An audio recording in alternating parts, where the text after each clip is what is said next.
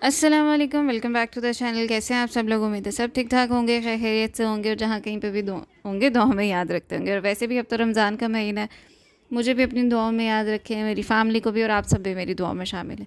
ये थोड़ा सा डेकोर है जो मैंने रमज़ान के लिए किया था, क्योंकि बच्चों में अब बेटी बड़ी हो रही है तो उसको चीज़ों की समझ है, वो चीज़ों को देखती है, समझती है, नई चीज़ें सीखने की एज में वो, तो उसको समझ आनी चाहिए कि ये इस्लामिक महीना है, इसकी कोई इंपॉर्टेंस है, उसको एक्साइटमेंट होगी। वैसे भी बच्चों की पहली स्कूलिंग अपनी माँ के पास होती है, अपने घर से वो सीखना शुरू करते हैं। अगर मैं किसी चीज़ को वैल्यू करूँगी तो मेरी बच्ची को भी इस चीज़ की समझ होगी कि अच्छा हमें इस चीज़ का अदब करना है, एहतराम करना है। एहतराम से ही तो बाकी सारी चीज़ें स्टार्ट होती हैं। आप किसी चीज़ की, किसी इंसान की या किसी भी फेस्टिवल की आप रिस्पेक्ट ही नहीं करोगे तो आप उसके आगे फिर चल ही नहीं सकते हो ना। आप इबादत कैसे करोगे? आप कुछ पढ़ोगे ही क्यों? क्योंकि आप उसकी रिस्पेक्ट ही नहीं करते हो। तो जब हम ऐसा कुछ करते हैं, किसी चीज़ को इम्पोर्टेंस देते हैं, ये मेरा डेकोर करने का मकसद ही सिर्फ इतना होता है हर इस्लामिक मंथ पे, कि मेरी बच्ची को पता हो कि ये कुछ है, इस पे हमने कुछ अच्छा करना है, हम इसको वैल्यू करना है। जब आप वैल्यू शुरू करोगे, आप रिस्पेक्ट शुरू करोगे, तो फिर बाकी सारी चीज़ें आप करना शुरू हो जाएगी, वो आप दिल से करोगे। बस छोटे से मकसद हैं ज़िंदगी में बच्चों को लेके अल्लाह पाक पूरे करे। सोच जो है, सोच तो नेक है, हिम्मत ताकत अल्लाह दे।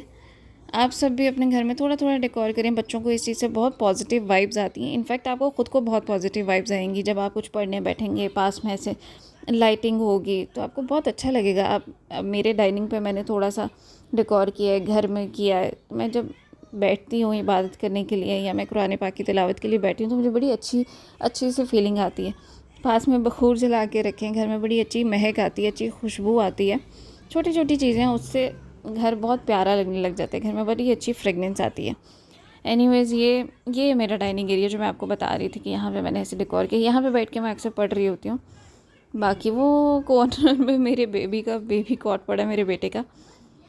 ये जो लाइट रिफ्लेक्ट करी ना, ये सामने मिरर है, तो लाइट रिफ्लेक्ट करके उसमें से भी ऐसे लगता है जैसे लाइट की हुई है, लाइटिंग की हुई है। ऐसा कुछ है नहीं, वो मिरर की वजह से ऐसे लगता है।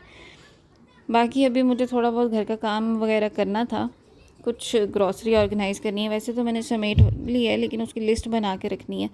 जिस कबर्ड में मैंने ग्रॉसरी रखी होती है उसके डोर के ऊपर ना, अंदर वाली तरफ मैंने पूरी लिस्ट बना के अटैच कर दी होती है कि क्या क्या सामान पड़ा हुआ है, किस क्वांटिटी में पड़ा हुआ है। तो मुझे जब भी मंथ के एंड पे ग्रॉसरी करने जाना होता है तो फिर मुझे इतनी भाग दौड़ नहीं करनी पड़ती।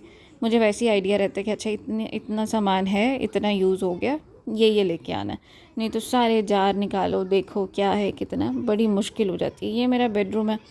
यहाँ पे अभी पिछले दिनों एक अलग ही तूफ़ान मचा हुआ था। मैं ये बेबी कॉट लेके आई थी अपनी बेटी के लिए, क्योंकि बड़ी हो रही है माशाल्लाह, 2-2.5 साल की हो रही है, 2 साल की हो गई हुई है, तीसरे साल में लग चुकी है अल्हम्दुलिल्लाह माशाल्लाह। तो उसका मैंने बेड सेपरेट किया था। आहिस्ता आहिस्ता उसको आदत पड़े अलग से सोने की, ज़रूरी होता है। जब हम 3-3.5 साल की हो जाती थी तो हमारी अम्मा हमें सेपरेट रूम में शिफ्ट कर देती थी। पहले मेरी आप ही को शिफ्ट किया, पहले भाइयों को शिफ्ट किया सेपरेट रूम में, फिर आप ही 3 साल की होगी उसको भी शिफ्ट कर दिया, फिर मैं हुई, मुझे भी शिफ्ट कर दी। मुझे याद है जब मैं फ़र्स्ट डे अपनी अम्मा के रूम से अपने रूम में शिफ्ट हुई थी, मैं बड़ा रोते हुए गई थी और मैं अम्मा के गले लगी हुई थी कि बस क्या करूँ मैं लेकिन आप ही थी तो थोड़ा आसरा था। तब आहिस्ता आहिस्ता इसको भी थोड़ी सी आदत पड़े, क्योंकि कुछ बाउंड्रीज़ हैं जो इस्लाम ने सेट की हुई हैं बच्चियों के लिए, बच्चों के लिए भी। कहते हैं ना कि बच्ची अगर जवान हो जाए तो वो बाप के साथ भी एक बिस्तर पे नहीं बैठे। तो अभी से उसको इस चीज़ की समझ आनी शुरू हो जाएगी कि उसको क्या उसकी हदें हैं, उसको कैसे अपनी लाइफ को आगे लेके चलना है, तो आसानी रहती है। हम शुरू से ही बच्चों में चीज़ें डेवलप नहीं करते हैं, उनको वो चीज़ें नहीं सिखाते, आगे जाके फिर हम कहते हैं कि अब इसको कैसे समझाएं। मेरी बेटी ने सामने कानों में उंगलियां दी हुई हैं और पता नहीं क्या बोली जा रही है। इस बेबी कॉट के ना एक साइड पे जो वॉल, अभी वॉल ही कह सकती हूँ, क्या बोल सकती हूँ, वैसे तो क्रिज कुछ ऐसे करके बोलते हैं, मुझे नहीं वर्ड याद आ रहा, तो वो उतार के मैंने साइड पे रखी हुई है, वो उतर जाती है। ये इसकी बड़ी अच्छी चीज़ है। मैं इसको आगे करके रात में अपने साथ बेड के साथ लगा लेती हूँ। दिन में कभी अगर वो सोए तो मैं इसको सेपरेट साइड पे ही रखती हूँ। आहिस्ता आहिस्ता उसको आदत हो जाएगी। मैं फिर रात में भी अपने बेड के साथ अटैच नहीं करूँगी, साइड पे करके फिर वो सो जाया करेगी। ये जो विंडो है इसके बिल्कुल बैक साइड पे मेरी अम्मा लोगों का घर है। विंडो में खोल लेती हूँ दिन में, अगर कुछ आवाज़ देनी हो, कुछ काम हो तो बड़ी आसानी रहती है। यहीं से ही मैं आवाज़ दे के उनको, वो उनका किचन है, वो जो विंडो है वो उनका किचन है, और फिर आगे उनका पोर्शन स्टार्ट होता है, मतलब रूम्स वगैरह। ये यहाँ पे पहले जिन्होंने पहले मेरी वीडियोस देखी हुई उनको आइडिया, ये बिल्कुल खुला मैदान सा होता था, यहाँ पे कुछ भी नहीं था। तो फैमिली शिफ्ट हुई तो यहाँ पे पोर्शन बना लिया। ये जो पिंक कलर का वॉलपेपर लगा हुआ है ना वॉल पे, ये मैं कुछ दिन पहले रमज़ान के लिए लेके आई थी सारी चीज़ें। रमज़ान से पहले सारा सफाई वगैरह करने के लिए और सब कुछ चेंज करने के लिए मैं वॉलपेपर लेके आई थी। कोई इतना एक्सपेंसिव है भी नहीं है, वैसे वॉलपेपर लेने जाओ तो बहुत एक्सपेंसिव होते हैं। ये मेरा किचन है, किचन मेरा माशाल्लाह ही है, लेकिन फिर भी शुक्र है अल्लाह पाक का। यहाँ पे भी कल परसों बारिश हुई थी, इतना पानी आ गया हुआ था किचन में, क्योंकि मेरा किचन जिप्सम का है। मेरा किचन जो है वो कंक्रीट का नहीं है, ये अलग से सेपरेट बनाया गया था। ये जो सामने अभी लाइट पड़ी है, अभी ये मैंने लगानी है, ये मैंने बाहर लगानी है अपने सेन में।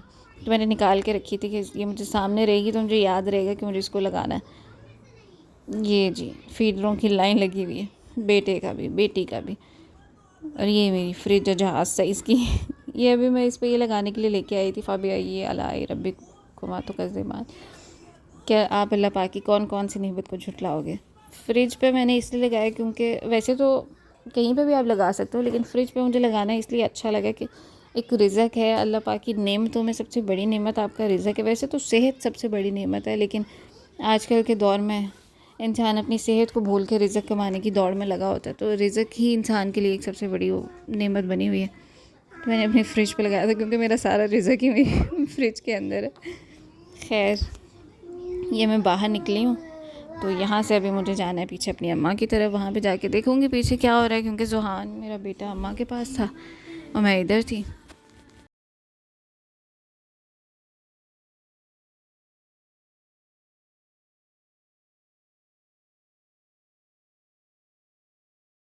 सारा दिन बस यही होता रहता है, आगे चले जाओ पीछे चले जाओ, बस यही। यहाँ पे भी कार सीट पड़ी हुई थी, यहाँ पे भी इसमें बिल्ली ने बच्चे दे दिए थे। वो बेचारी तंग हो रही थी बच्चों को लेके, कभी इधर जा रही थी उधर जा रही थी, उसकी बच्चों की सिक्योरिटी ख़राब हो रही थी। तो फिर मैंने कार सीट गाड़ी में से निकाल के तो यहीं पे ही रख दी। यहाँ पे अब उसके बच्चे सिक्योर थे, अंदर ही होते थे, उसको पता होता था उसके बच्चे यहीं पे ही हैं। आती थी इसी में बैठ जाती जाती। चले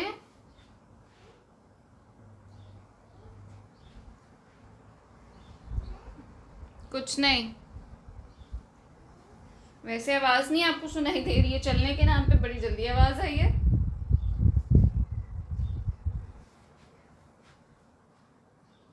चलें जी, अपना बहुत ज़्यादा ख्याल रखिएगा, दुआओं में याद रखिएगा। मिलते हैं अगली वीडियो में। खुदा हाफिज़।